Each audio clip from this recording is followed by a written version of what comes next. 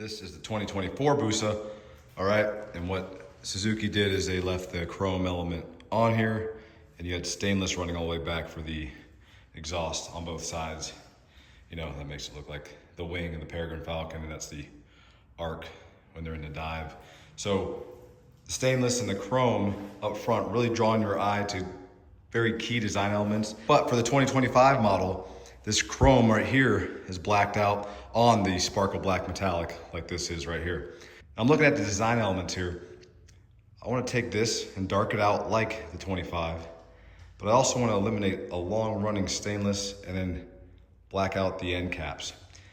With that, the eye will still be drawn to the angles on the bike, but just not such contrast of chrome on black. Hayabusa is wide. The Hayabusa's got a long wheelbase. Both sides with this stainless, that is a lot of stainless reflective material, plus the chrome up front. That might be a bit too much contrast. It really is. There's nothing wrong with the chrome. I mean, community-wise, you can love it, you can hate it. It does the job of drawing the eye to this area and making that wing look present with the way they have the dual outlet exhaust, all right? So 2 tips, do that. Think of some wings, but you take your 5 Allen and hit the 3 5 Allen screws, the 4 Allen screws on the back, and that's what you get.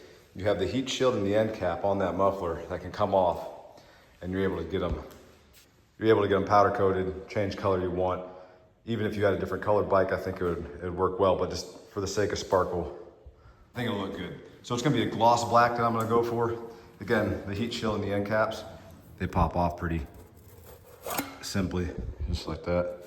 You clean them up, get ready for powder coat. So I got those 2.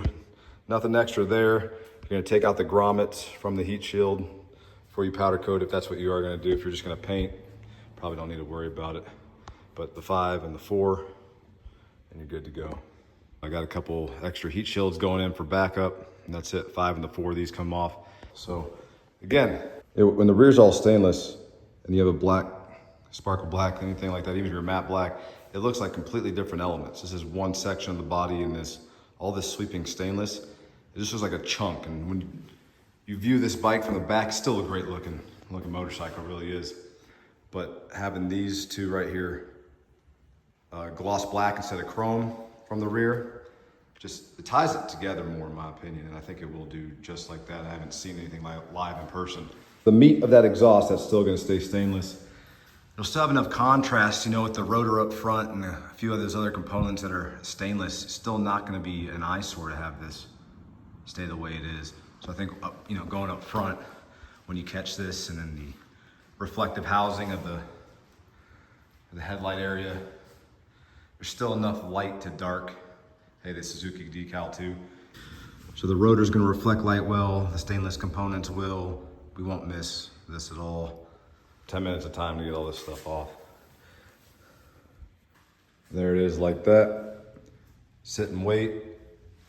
This was a choice just because of the Yoshimura that's in the Japanese market for the dual outlet would be something I considered, and the only other option really is the Akrapovic, and those are costly gains to looks to sound ratio is pretty damn awful. But I really do like that Akrapovic look. The nostalgia and the look of this Hayabusa is what I want to keep. So doing subtle changes, and I do not want to get rid of the dual outlet exhaust. Getting rid of the chrome trim, I am using Plasti Dip. It applies glossy when wet, multiple coats, and then here in a second you'll see what happens. It dries up after multiple layers of this dip. It looks black, it's a satin. There is enough space between the chrome trim and the body fairings to get your masking tape tucked in there. Again, the prep work takes the longest, but masking tape behind and around Plasti Dip particles do go everywhere, so cover the bike anywhere you don't want fallout. Notice how it matches other satin black elements on the bike. It doesn't need to be gloss, it would get lost in the already painted fairings. So after the good prep work and doing this, Plasti Dip does great. It's a lower cost option compared to vinyl and time to take off the fairing and wrap. This piece is also doable. The durability of Plasti Dip is very good, and you can also take care of it.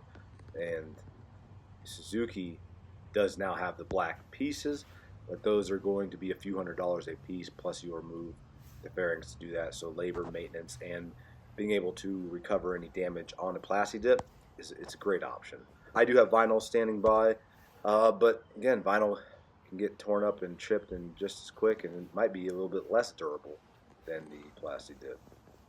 So while we're sitting here waiting for the powder coat to get back, chrome delete checked off as a success. Onto the exhaust. I picked up the exhaust components from the powder coat place, gloss black, turned out great.